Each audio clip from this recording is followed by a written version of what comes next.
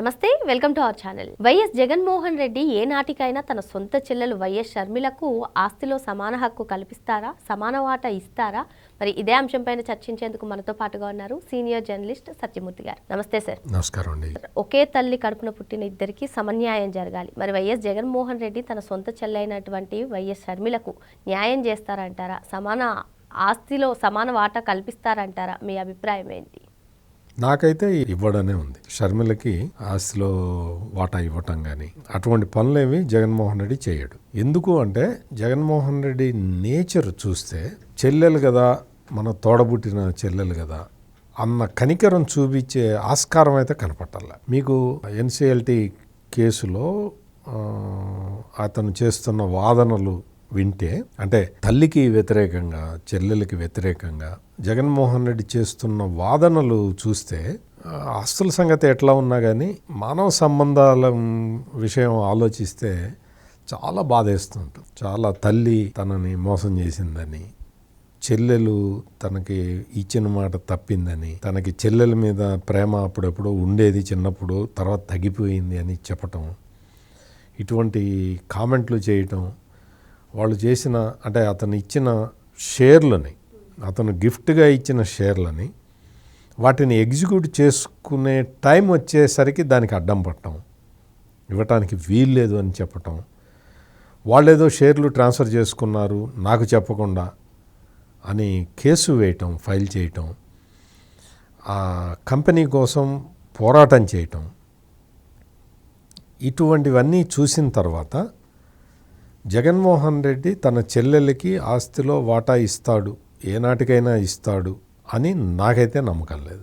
నేను ఇవ్వడనే చెప్తున్నాను. మీకు ఒకవేళ ఎన్సిఎల్టీలో కేసు తేలిన తర్వాత కూడా దానికి వేరే విధంగా అడ్డంకులు పెడతాడు తప్ప, అంటే నేషనల్ లా ట్రిబ్యునల్లో ఒకవేళ విజయలక్ష్మికి, అంటే విజయలక్ష్మి అంటే ఆయన తల్లి, కన్న తల్లి, ఆమెకి అనుకూలంగా తీర్పులు వచ్చినా కానీ పైకోర్టుకి ఆ పైకోర్టుకి వెళ్తూనే ఉంటాడు తప్ప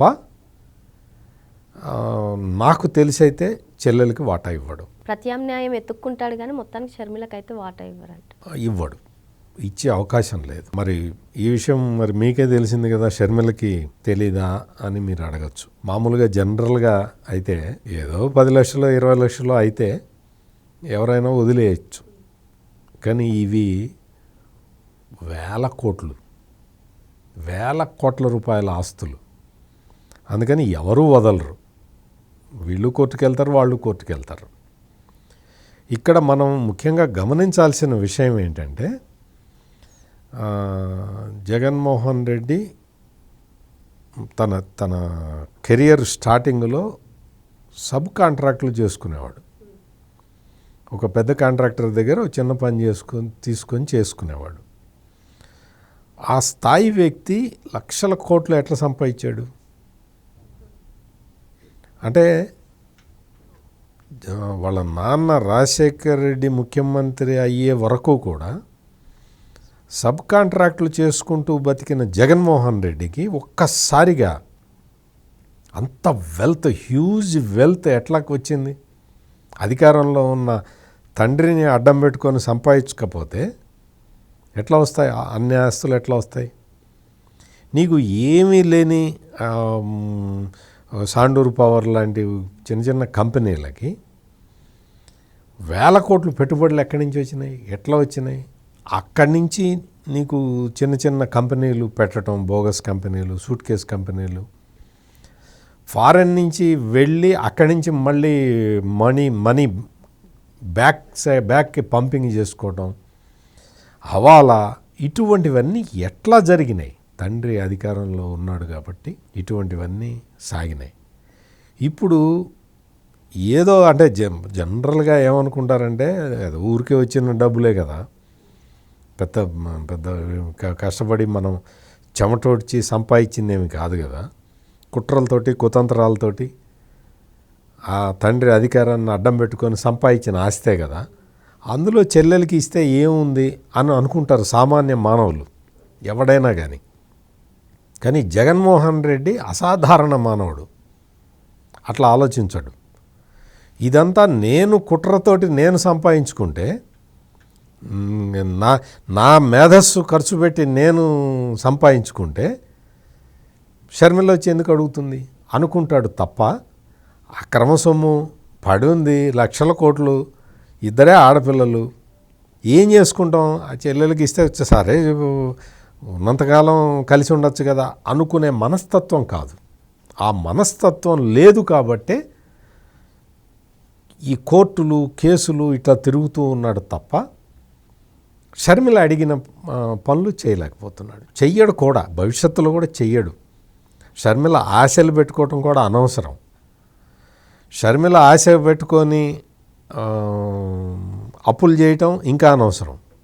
ఎందుకంటే ఈ మాట ఎందుకంటున్నానంటే, షర్మిల తెలంగాణలో పార్టీ పెట్టినప్పుడు అప్పులు చేసి పార్టీ నడిపింది, ఈ డబ్బులు వస్తాయి కదా అని.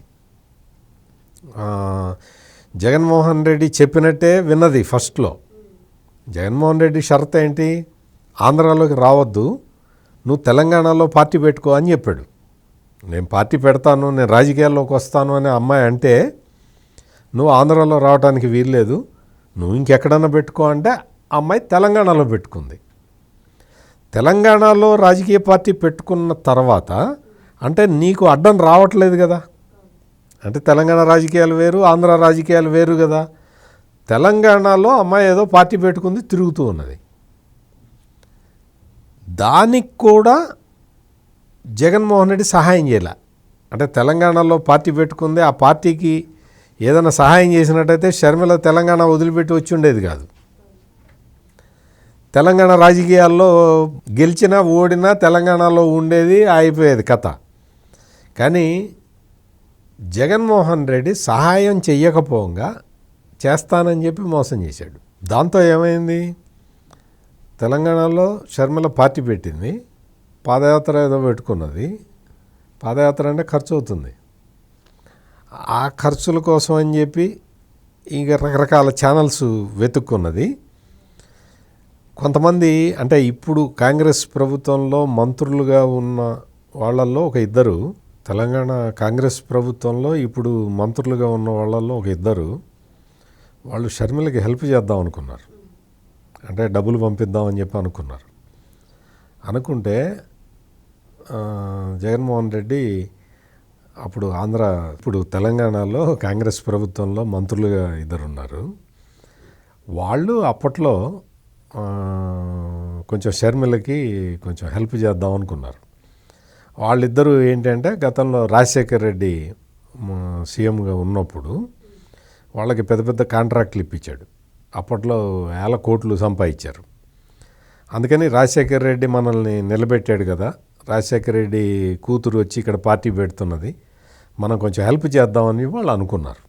వాళ్ళు అనుకొని ఆ టైంలో ఏంటంటే అప్పట్లో కాంగ్రెస్ పార్టీ పెద్ద ఊపు లేదు, తెలంగాణలో అసలు బతుకుతుందో లేదో కూడా తెలియదు. ఈ కాంగ్రెస్ పార్టీ ఎటు బతకదు పెట్టదు, మనం అందుకని షర్మిలకి ఫైనాన్స్ చేసి నిలబెడదామని చెప్పి వాళ్ళిద్దరూ అనుకున్నారు. అనుకున్న సమయంలో జగన్మోహన్ రెడ్డి ఇంటర్వ్యూన్ అయ్యాడు. ఒక అతన్ని పిలిచాడు, నీకు కాంట్రాక్ట్లు అవి ఇప్పిస్తాం, బిల్స్ అన్నీ ఫైనల్ సెటిల్ చేస్తాను నేను అని చెప్పాడు. ఇంకొక అతనికి ఆంధ్ర వైపు వెళ్ళలేదు, అవసరం లేక వెళ్ళలేదు. వాళ్ళని ఆపేశాడు. అంటే షర్మిలకి ఫైనాన్స్ చేద్దామని ముందరకు వచ్చిన వాళ్ళని ఆపాడు. అంటే నాకు తెలిసి ఇద్దరిని ఆపాడు, ఇంకెంతమందిని ఆపాడో తెలియదు. అంటే షర్మిల చాలామందిని ఫైనాన్స్ అడిగి ఉంటుంది కదా, నాకు తెలిసే ఇద్దరిని ఆపాడు. ఇంకా నాకు తెలియకుండా చాలామంది ఆమె అడిగి ఉంటుంది, వాళ్ళందరినీ ఆపి ఉంటాడు. అందుకని షర్మిల చివరికి ఏం చేసింది అంటే తెలంగాణలో పార్టీని నడపలేక అసెంబ్లీ ఎలక్షన్ల ముందర కాంగ్రెస్లో విలీనం చేసి ఆమె వెళ్ళి ఆంధ్రప్రదేశ్లో కాంగ్రెస్ పార్టీ అధ్యక్షురాలుగా అయిపోయింది. దాంతో ఎప్పుడైతే ఈ డెవలప్మెంట్ జరిగిందో ఇంకా షర్మిలని ఇంకా జగన్మోహన్ రెడ్డి దగ్గరికి తీసే అవకాశం లేదు. Permanent block seal. షర్మిల కూడా ఇంకా అన్నతోటి రాజీ పడే పరిస్థితి లేదు, పరిస్థితి ఉండదు.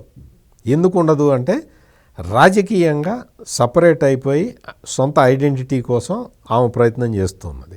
జగన్మోహన్ రెడ్డి ఏంటంటే విపరీతమైన డబ్బులు ఉన్నాయి, అధికారం నిన్న మొన్నటి వరకు అధికారం ఉంది, సైన్యం ఉంది, ఒక పెద్ద మోక ఉంది. వాళ్ళందరూ కూడా అంటే రెడీమేడ్ ఒక్కొక్కడు ఒక 1000 కోట్లు తక్కువ ఉన్నోళ్ళు ఎవడు లేడు. 1000 కోట్లు కలవాళ్ళు జగన్మోహన్ రెడ్డి చుట్టూ దాదాపు ఒక 50-60 మంది ఉంటారు. 50-60, నేను ఇంకా తక్కువ చెప్పా. అంటే వీళ్ళందరూ ఎలక్షన్లో దిగుతారు. డబ్బులు, మనీ పవర్, ఇంత మనీ పవరు షర్మిలకి లేదు. అందుకని షర్మిల తిరగలేకపోతున్నది, చేయలేకపోతున్నది, కాంగ్రెస్ పార్టీకి ఊపు తేలేకపోతున్నది. మామూలుగా ఏంటంటే షర్మిల వచ్చి వాళ్ళ నాన్న కార్డు వేసింది, వాడింది, కానీ అక్కడ పని చేయట్లే. ఇటువంటి పరిస్థితుల్లో అన్నా చెల్లెళ్ళిద్దరూ డిఫరెంట్ పొలిటికల్ వింగ్స్లోకి వెళ్ళిపోయిన తర్వాత వాళ్ళు ఒకే చోటకి వచ్చే అవకాశం ఇప్పుడు కనపట్టలేదు. ఈ జంక్చర్లో జగన్మోహన్ రెడ్డి షర్మిల బలపడే ఏ పని చేయడు.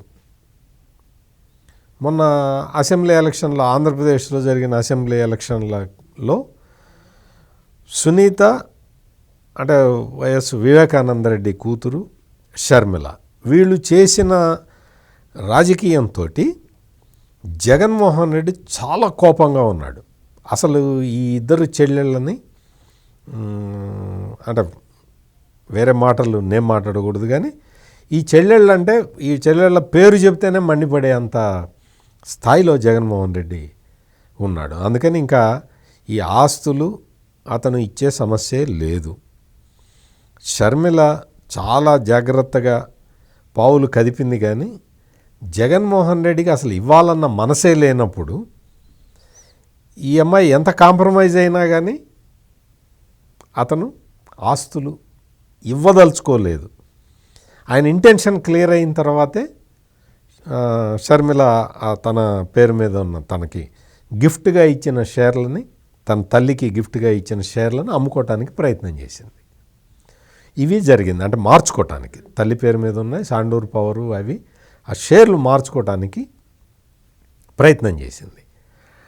ఇప్పుడు ఇంతకీ ఏంటి అంటే జగన్మోహన్ రెడ్డి ఆస్తులన్నీ కూడా ఆయన కష్టపడి సంపాదించుకున్నాడు అని చెప్పి అప్పట్లో వైవి సుబ్బారెడ్డి, విజయసాయిరెడ్డి వచ్చి బయటకు వచ్చి పబ్లిక్గా చెప్పారు.